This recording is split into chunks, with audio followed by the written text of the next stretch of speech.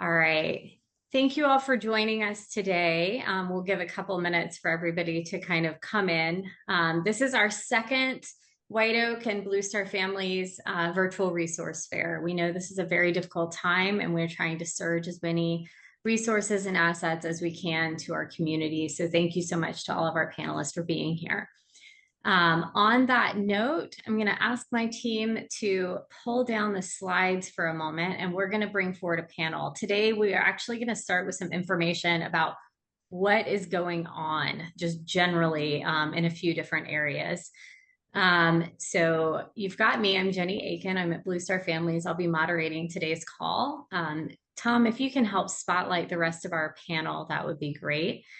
And then after the panel discussion, we're going to have a handful of resources. I'm going to highlight prior resources that we've talked about on the previous resource fair. And we also have a handful of new resources, mental health, food security. We've got also some things to do and looking at the National Guard in particular. So on that note, I also want to make sure, yes, okay. One of our panelists is joining us by phone, so you will not see him here, but I am joined today by Kathy Roth-Duquet. She's the CEO of Blue Star Families. I've got Lisa Lieberman. She's joining us from Maison, a Jewish response to hunger. I've got Matthew Schwartzman. He's with us from the Reserve Organization of America, and you can't see him, but he's listening in as voice of God. We've got Ron Lazier, and he's with the Consumer Financial Protection Bureau. I'm going to start today with a very high level, Kathy. I'm going to go to you first. What's going on? Where do things stand with the shutdown, military pay? Where are we today? Well, first of all, thanks for convening us all, Jenny. And have to give a shout out to the Board of Oversight of White Oak Collaborative that's making this possible. American Red Cross, Armed Forces Mutual Aid Society, Blue Star Families, Booz Allen, Elizabeth Dole Foundation, Hiring Our Heroes, and Tri-West. White Oak is over 120 different organizations working together to make our community stronger. Right now, the deadline to fund next military pay period is November 13th, a week from tomorrow, for November 15th paychecks. Notwithstanding the fact that many active duty have been paid, many Guard and Reserve members have not. 23,000 of one category of Guard members and have not been paid. Also, many military spouses are federal employees, particularly spouses who work overseas. Hundreds, thousands of military families are missing a second income. We're in particular hearing that DoDEA employed spouses overseas, which are many of the DoDEA employees, are getting no pay. They're experiencing misinformation, and certainly morale is a problem across the board. These problems are widespread. We can empathize with them, but we also want people to tell us specific problems because we have found that we are able, in some cases, to solve problems in virtually real time once they're raised to us. Thanks so much, Kathy. And thank you again for highlighting that. Many in our community are just really dealing with this at levels they haven't seen before. And we here at Blue Star Families and are here to solve those problems. You can drop those issues in the chat. Many of you submitted them to us when you registered. You can also send us a direct message here and we'll try to reach out if we can't solve the issue on the call today. Kathy, what have Blue Star Families and other organizations in the White Oak Collaborative been doing for the past 36 days to support military families, just to bring some hope to those on the call? Yeah, there's been a tremendous amount of effort on behalf of all of the groups on this collaborative and many outside. We've collected them in our resource center. Blue Star Families chapters and outposts, more than 19 of them across the country, have been running additional food support programs and morale programs. We've had over 1,200 families receive HelloFresh meal kits in New York. We've had Halloween swaps because people have been concerned about celebrating the holidays, spending money on things like costumes. So people are pulling out the stops. Grocery distribution in many, many chapters. We have many of our partners are pointing to free mental health resources. You can find those on the resource page. And of course, many of the military banks and relief organizations are either giving no interest loans or are providing star cards at the commissaries. That's our partners at in the Department of War are, have made sure that those are zero interest cards for getting commissary help. So we're urging everyone to look at these resources and take full advantage of them, because you do not need to suffer alone. Yeah, and I also, Kathy, just want to thank you. You've been telling the story. I'm sure so many of you have seen Kathy all over the news, just really trying to elevate this issue, and many of our other partners too. All right, Kathy, what advice do you have for military families and frontline workers trying to support them as we weather the shutdown together? I think it's very important for us to stay connected and use the organizations and the resources available to you. Reach out. If you're on this call, you are someone who's connected. So reach out to those who aren't, to make sure they have access to everything available. Share what you're experiencing, what you're seeing in as much specificity as possible, because this group of organizations here can absolutely solve many problems quickly. So let us know. Also, we have to tell the story, because many Americans do not understand what the big deal is. They don't understand how this is affecting our community. So we have to be clear that the Department of Defense requires a budget to do all of its job. It's not very sexy to talk about career progression and military education programs, but that's the reality of how our lives work. And we have to help people understand that this isn't business as usual, but it undermines the strength of the force. So let's work together on this and help it to end. Thanks. Thanks, Kathy. All right, Liza, I'm going to turn to you, and you've probably got one of the more difficult topics today because I know there's a lot of confusion about what's going on with SNAP benefits. So I'm going to ask you, as of 3:08 on November 5th, where do things stand with the issuance of SNAP benefits? Thank you. And I just also want to thank all of our friends in the White Oak Collaborative and Blue Star families for convening this and asking me to speak about the true hunger crisis that we are seeing right now, certainly for military families and veterans and Americans of so many walks of life. I'm with Mazon, a Jewish Response to Hunger. We are a national anti-hunger organization that has been helping people of all faiths and backgrounds. And our work is really centered around advocacy. There are incredible partners around the country, food pantries, places of worship, Blue Star Families chapters, and so many others that are doing incredible emergency assistance right now. And I cannot speak more highly about y'all. I wish there wasn't such a need right now, but there is. And we want to make sure that also the policymakers are doing their part, because this is the scope of hunger. Even before this immediate crisis has always been something that we feel is the responsibility of the federal government. And this is why we pay taxes, right? To make sure that our friends and neighbors do not go hungry. This is one of the main reasons, I would argue. So what is happening right now at 3:10 p.m. Eastern time on SNAP? So basically last week, and you all read the news and have tabs on your communities, but obviously last week was one of real concern and fear that our country was barreling toward the SNAP gap. SNAP stands for the Supplemental Nutrition Assistance Program, formerly known as food stamps. These are EBT cards that people receive to help purchase household groceries. You cannot buy hot food with SNAP. You cannot buy infant formula. You cannot buy diapers. This is for food. This is food assistance. It's one of the largest and most effective government programs. Obviously the government did not utilize contingency funds that we were pushing them to use. And on Saturday morning, people woke up, 42 million Americans woke up with no money on their cards for the first time ever. This has never happened, even in prior shutdowns, even in prior Trump administration shutdowns. They've always utilized emergency funding that is available to them.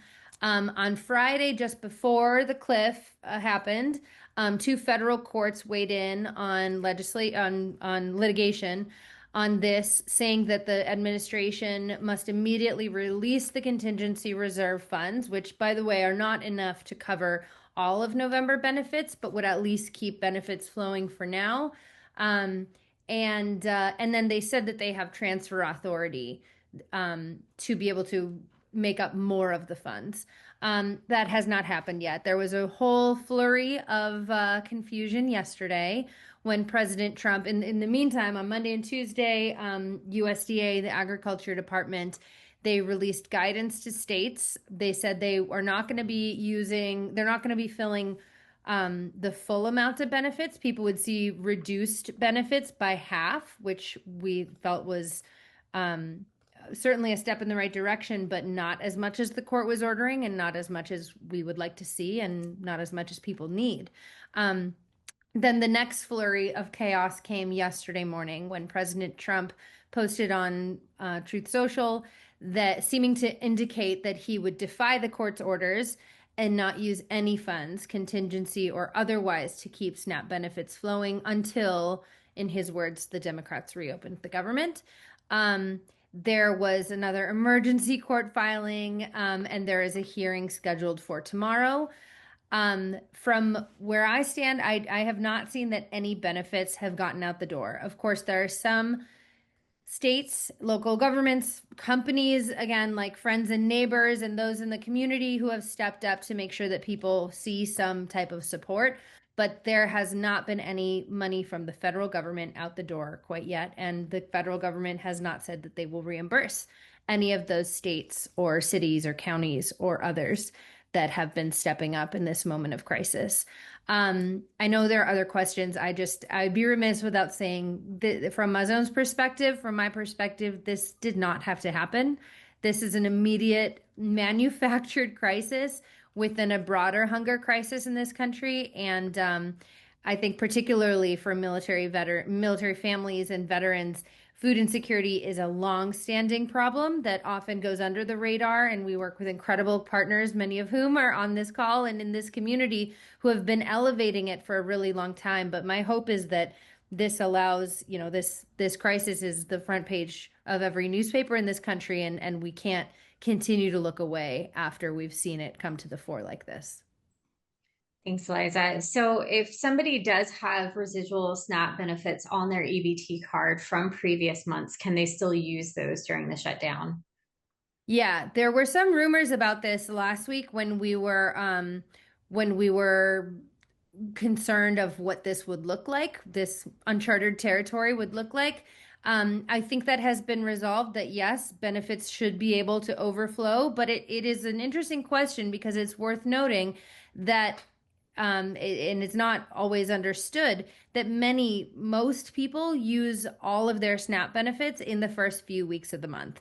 And then they are forced to go to the food pantries or whatever services are available toward the end of the month. So it is unlikely for most people that they have any benefits that have carried over. Thanks. And finally, before we move on to National Guard pay, can people still apply for SNAP or complete recertification or the renewal process during the shutdown? And if they're approved, when might they actually get benefits? Yeah, the second part of that question is tricky, and I don't have a good answer to that. But the quick answer is that yes, people should be able to still apply for SNAP with the SNAP agencies and do recertification and renewal. The USDA memo that I mentioned that came down, I think that was yesterday. It was clear that state agencies must continue to accept and process applications while this chaos, my word, is in effect. And that the reduction in benefits shouldn't determine the eligibility of the applicant household in the long term. But it's important to note that some states might have reduced capacity right now to process applications. State agencies vary widely on this front, and frankly, they have for a really long time.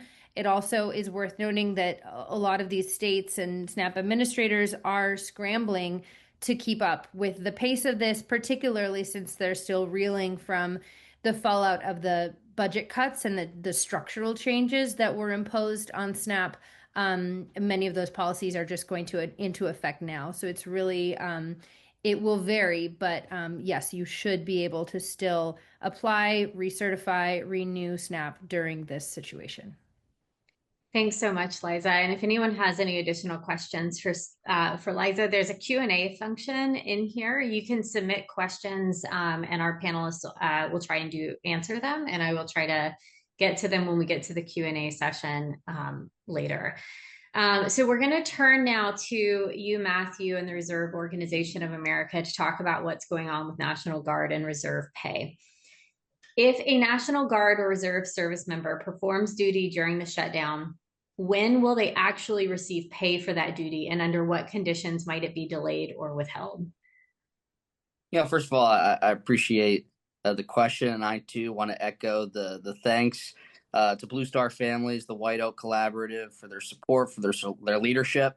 Looking forward to seeing that relationship even grow. And so the simple answer to your question is that it's going to take appropriations to ensure that those Reserve and National Guard members, regardless of their duty status, are receiving pay. There was mention of a decision and a move by the administration to ensure that troops receive their paychecks, quote unquote. But it's important to note that this did not include members of the Reserve and National Guard. So ultimately, it's going to take Congress funding an appropriations bill in order to ensure that all those members, regardless of their duty status, regardless of the mission they may or may not be performing, to receive that pay. And ultimately, the delay factor is most likely going to be influenced by the ultimate question of when will Congress step up to the plate and fund the government. Thanks so much, Matthew. A lot of this is Congress dependent, it sounds like. So I'm going to ask you a little bit more detailed question. Which categories of personnel are most likely to be impacted in terms of pay delays or cancellations? Well, the short answer is that it impacts everybody, again, regardless of your duty status. But to get into a little bit more of the technical specifics, if you are in an active Guard and Reserve status or an AGR status, that means that you are currently performing a mission with longer orders. And if you are in that particular category, that means you're currently operating, you're currently working. You may have been exempted from a furlough that comes from those mission essential personnel, and that means you're working and not receiving pay. And again, it's going to take that lapse in appropriations to be closed for that paycheck to come back in. If you are a traditional drilling reservist, a TDR, that could look a little different depending on the situation. Let's say you were planning on attending a drill weekend and that drill was canceled, not rescheduled. That means that you won't be able to attend that drill. That means you won't receive pay for it. It also means you won't be able to get credit for that service, which comes into play for reserve members who are trying to qualify for a good year, which also impacts their ability to qualify for a retirement status.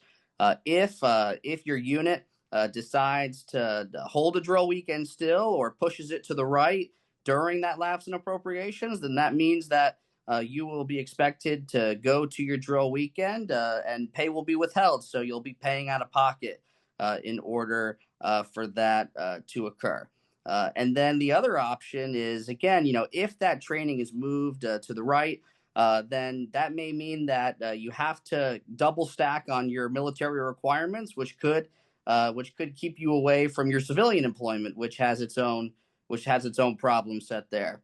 And then for our dual status technicians, those who provide much needed support and leadership to reserve units in order to ensure that they're ready to execute their missions, again, that they fall in that same category where they may be working now, they may be expected to continue to work, but they won't be receiving that paycheck until the lapse in appropriations is closed. So the bottom line up front, it impacts everybody, maybe a little bit differently, but there is one road to a solution, and that's Congress funding the government.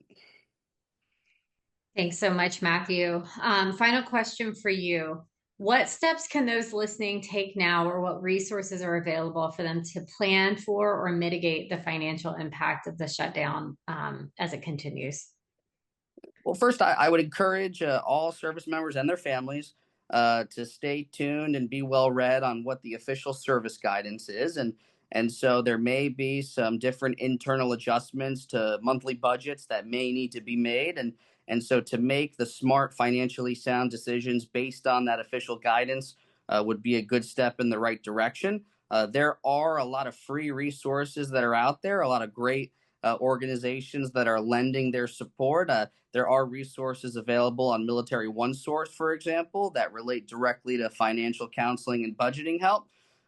There's also guidance, again, being given by the services, but also relief organizations that specialize within a respective service. And so, whether that be the Air Force Aid Society, whether that be the Army Reserve Emergency Relief Fund, encouraging all members to explore their options on that front. And then I also note that organizations like ROA, Blue Star Family, we also advocate as well. And so exploring engagement opportunities, within the confines of DoD ethics and regulations will also be a viable pipeline to ensuring that their voices are heard and that we can ensure that they receive their paychecks maybe a little sooner. Thanks so much, Matthew.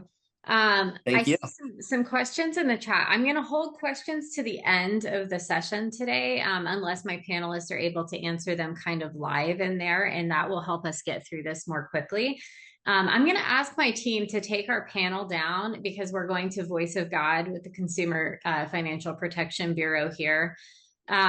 We are joined today. There is an Office of Service Member Affairs. Many of you may or may not know that, but they are there to really work with you. So Ron, are you with us? Yes, I am. Can you hear me okay? We can. Thank you so much. Ron, thank you for taking time to join us. What are you seeing? Are you seeing any new or heightened scam tactics military and veteran families should watch for that specifically exploit the uncertainty of benefit delays or shutdown related pay issues? Yes, we are. Our monitoring efforts have noticed at least three that kind of stand out to us, although there's many types of scams. The first one would be scams impersonating government agencies. So, for example, the scammers may pose as a representative from the VA or the DOW or other federal agencies, and they might, for example, claim that there's a problem with your benefit or you need to update a file, and they'll pressure you to provide them with sensitive information such as your Social Security number or bank details. A second one that we've been seeing is scammers posing as friends or families. Like, for example, scammers may hijack a social media account, create a fake profile, and claim they have a financial need, whether it's for rent or child support or something else due to the shutdown, and they'll ask you to wire them money, for example, or send them money through a payment app.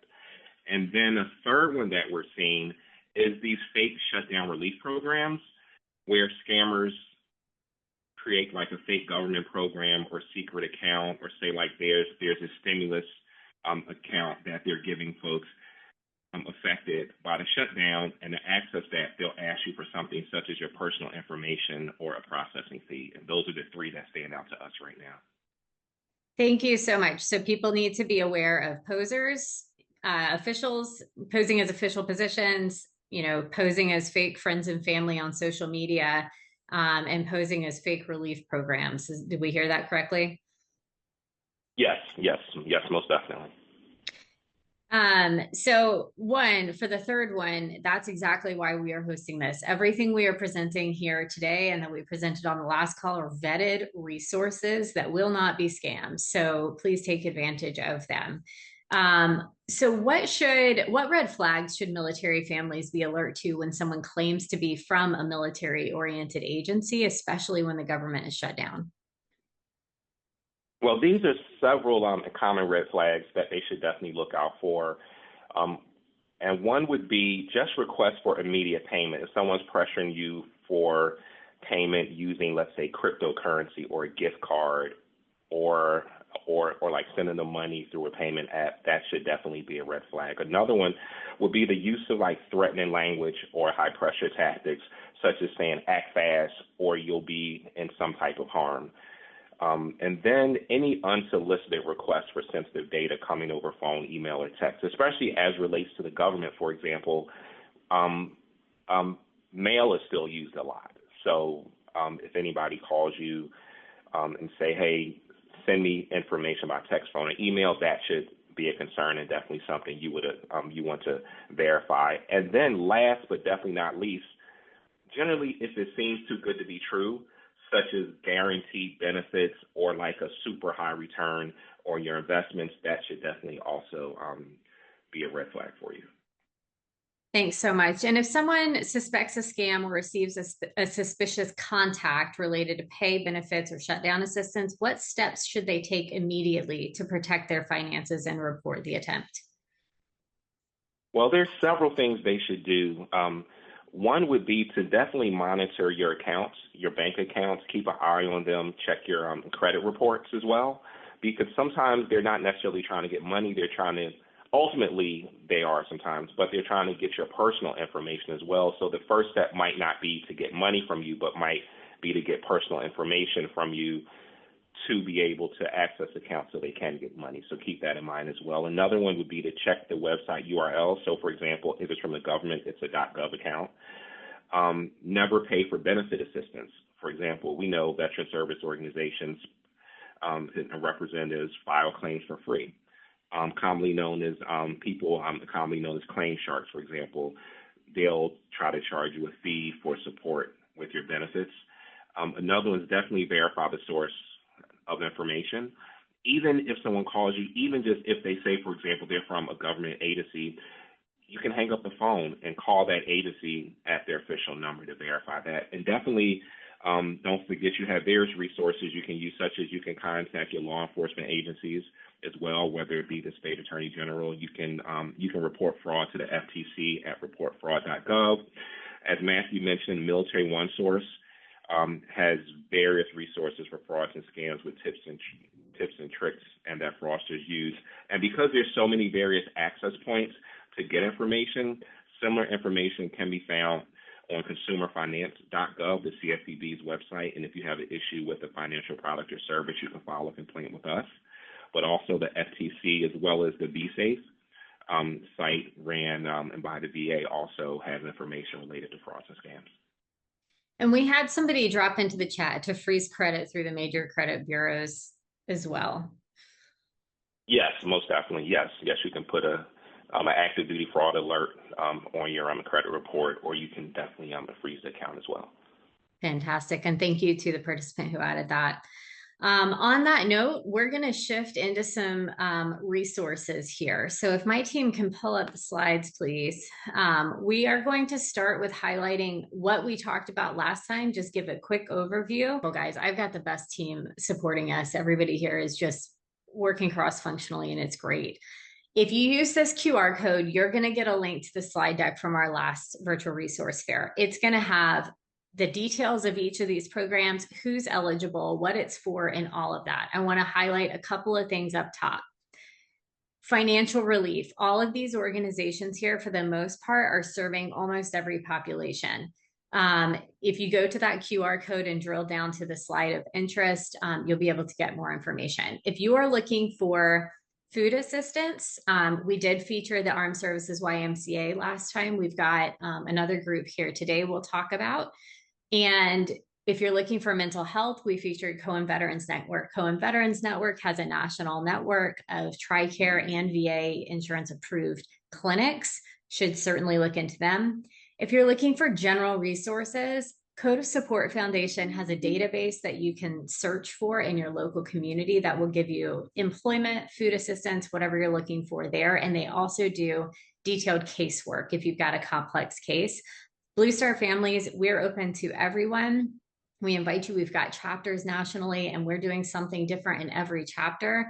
We also have a Blue Star Families neighborhood resource hub. So if you're looking for critical acute needs or something fun to do with your family, chances are we've got it. And we've also got some community, especially in those chapter locations. And cannot say enough about Military One Source. Military One Source is up and running. It is fully functional. Please, please, please use it. All right, next slide, please. We are starting today with some mental health resources. Blue Star Families did a poll of our internal membership and found that 96% of our respondents are experiencing increased stress, and that is going to cascade down to children as well. So I'm really, really delighted to have Lisa Howard joining us today from the Barry Robinson Center. Lisa, I'm going to kick this over to you. Thank you, Jenny, and thank you to all of you participating today. The Barry Robinson Center is a residential treatment facility that only serves military-connected children, which makes us unique in the sense we're the only residential program in the country that only serves military-connected children. And as you can see from the slide here, we are serving those children when those outpatient resources aren't reaching that level of treatment that's necessary. We are a 72-bed facility. As of today, we had 65 residents in our program.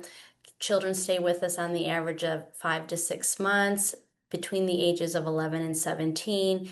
While we're located in Norfolk, Virginia, what also makes us unique is we can serve anyone from across CONUS or OCONUS, which means we've reached children in 48 states and 8 countries when this level of treatment and care is needed.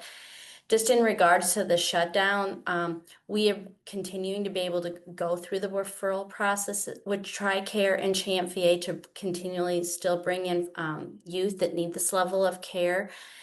We have seen a little bit of challenges with billing and claims, but we will hopefully get all that fixed once the government opens. 50% of our staff are military connected, so we really understand the unique cultural aspects to military families. We are all inclusive, meaning that while the resident is with us, we have a fully accredited school and we meet all those holistic therapeutic needs. We think that will get them to a great place of stability working with their family. If you look at our QR code, you'll be able to take a kind of a day in the life, a tour of our campus to get a more firsthand experience. I'm always available. You can reach out to me directly. I'll put my information in the chat, but we really want to be able to serve you and your families. And one of the things we are doing is checking with our families that are in residency, how they're doing during this additional time of stress while their unique, their loved one is getting treatment with us. So if you have any questions, I'll stay in the chat and I look forward to being available. Thank you so much, Lisa. We appreciate that. We're going to move to the next slide and make a transition to our next speaker, but I do see a question in the chat that I want to address. It's about prescriptions being out on a base pharmacy and not able to order more. We are seeing some of this. In fact, we're seeing a lot of it in our internal polling as well to the individual who submitted this, and we are speaking with folks at the Pentagon to see what we can do. There are also some programs that I am trying to get additional information on that we will circulate following this about additional programs available around copays. And I don't want to share more than that because I don't want to get it wrong, but essentially stay tuned and we will include more information. But yes, it's an issue that many of us are aware of, and we are actively working on trying to solve it on a few different levels. So thank you very much for elevating that. In the short term, emergency financial relief can be used for copays for almost all of the relief societies that I mentioned on the previous slide from the previous event.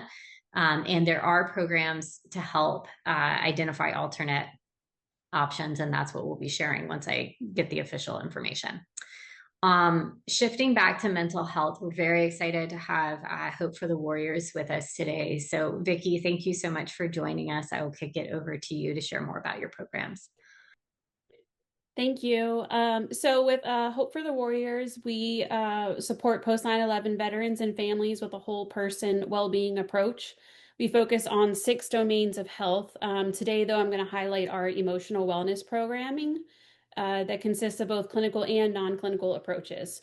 So the first is our telemental health services. This is available to all post 9/11 veterans and service members. This includes National Guard, reserves, active duty, spouses, caregivers, and adult children. These are short-term services that are offered by licensed clinical social workers in various states. And then also sticking with the clinical approach, we partner with the Stephen A. Cohen Military Clinics, which I know was referenced in the last webinar. We partner with them and have a brick and mortar clinic in Jacksonville, North Carolina. This clinic also provides telemental health services as well. They see veteran service members to include National Guard and reserves, as well as active duty. They also have the ability to provide specialized therapy for children, including children under the age of 10, and they also provide marriage therapy. Finally, we have the non-clinical approach, which is our military and veteran program. This is our peer support program. So we have individuals on staff that are veterans, and they are able to provide individualized peer support, as well as group peer support and outreach for event attendance to help combat isolation and build camaraderie within our community. The best way to apply for our services, you can scan the QR code there on the slide, or you can visit our website and apply for services. One of the things that we are always most proud of at Hope is that every applicant receives a call from our amazing intakes team. So they'll review during that intakes call what the needs are, what areas of interest they selected during their application, determine eligibility, and then they will make referrals to any of the programming that we offer that they are interested in and eligible for. But additionally, they'll always provide personalized resources that meet the needs of those applicants that are outside of the services that we can provide, whether it's referrals to some of our strategic alliances, or even helping connect them back into their local communities for those levels of support as well. Thanks. And Brianne, I'm sorry. I was looking at Vicky and I meant to say Brianne. So thank you for just tagging in there. I appreciate that.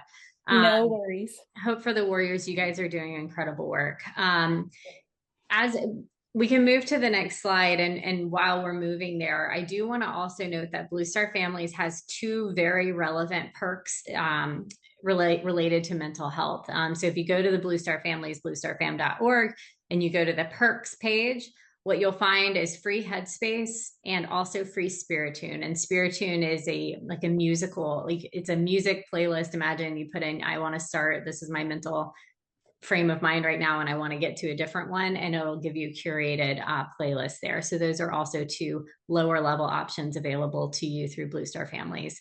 On that note, obviously, it's a very stressful time, largely driven by financial needs. And the most acute of those is food insecurity and food assistance. So now I'm pulling in Vicky to talk a little bit about Soldiers Angels and the great work that they're doing in this area. Thank you. Thanks for having me. We're excited to share the information on what we're able to do during the shutdown. On the slide, I have a lot of the different things that we do at the VA hospitals and with our deployed support. But what I want to highlight right now is our food assistance. So we had already vowed to increase our hunger support by 50% this year. But when the shutdown happened, we had to kick it into high gear. So we have military and veteran food distributions in 8 locations. Those are currently Atlanta, Dallas, DC, Cincinnati, Orlando, San Antonio, Denver, and Charleston. They serve anywhere from 150 to 300 military and veteran families monthly with on average about 75 pounds of food.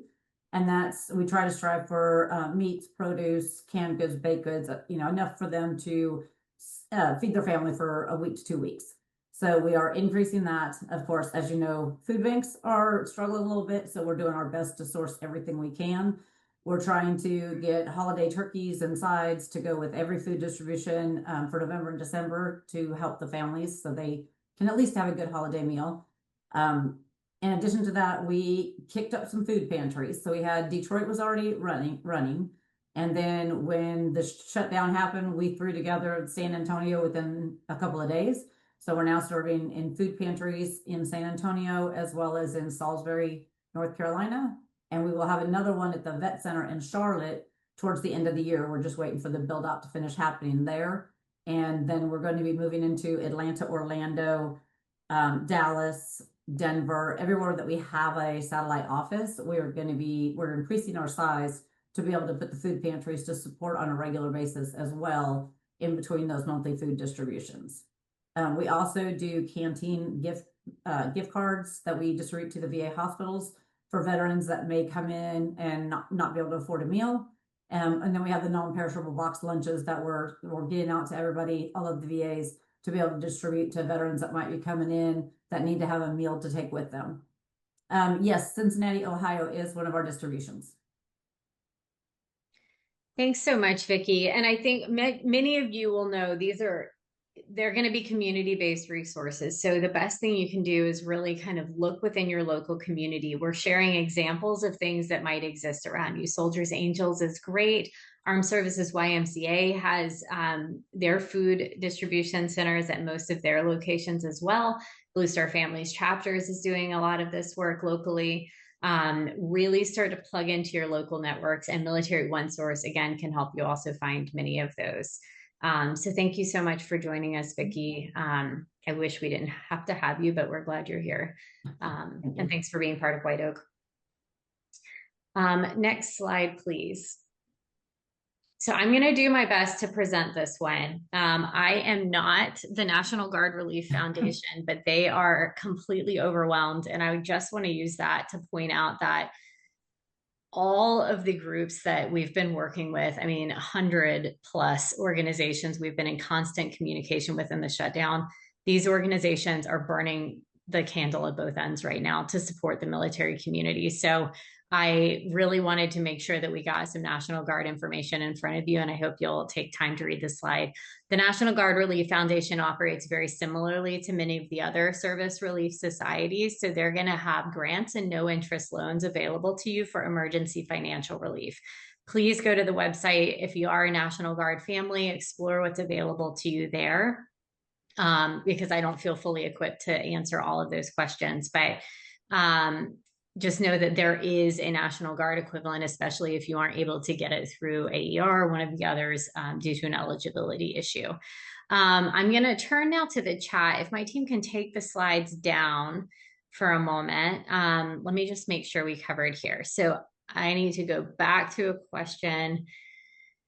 Veterans versus people. I see a question about veterans and disability. I'm referred by a friend, but I want to verify if this is only for veterans or disabled people who are also affected by the shutdown and government changes. So this webinar is really designed for military and veteran connected families. So we're going to primarily be talking about resources available for those populations.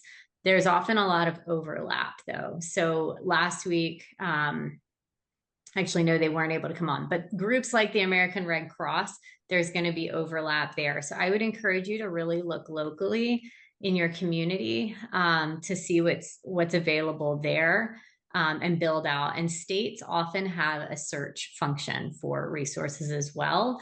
Our community, though, is probably going to be focused more on the military and veteran side of things. An online application, links at the bottom of the slide. Of income. So some of these questions are going to be fairly detailed, and we may or may not know the answers. A lot of them around federal employees. So many of the resources available right now to federal employees are going to depend on your military or veteran status. But again, local communities are just really turning up for people right now. So I would encourage you to look at what's going on locally. And I'm going to open it up to my panel here. We're having some questions in the chat about really looking at disabled populations, other resources available for those populations, and do people need to upload proof of income to verify if they're food insecure? So if you all have any answers to any of these, I would welcome them. Vicki, I saw you drop something in the chat. So that's a link to apply for food distributions, Vicki.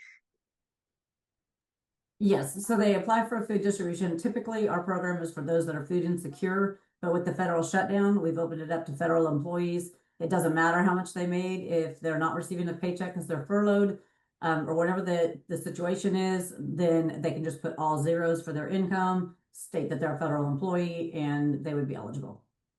Great. All right. I'm going to share that information out with the rest of the folks on the call. So we're going to transition a bit into the Q&A portion here. It looks like questions that were formally submitted through Q&A have all been answered. And I think I caught everything from the chat.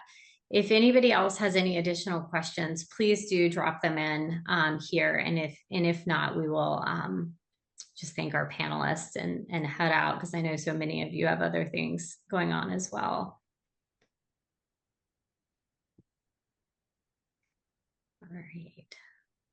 Right. Seeing none, I just want to close with a huge thank you to everybody who took time to be here today, whether you are a military or a veteran family who is desperately seeking support. I hope that you got what you need, or you will get it in our follow-on email.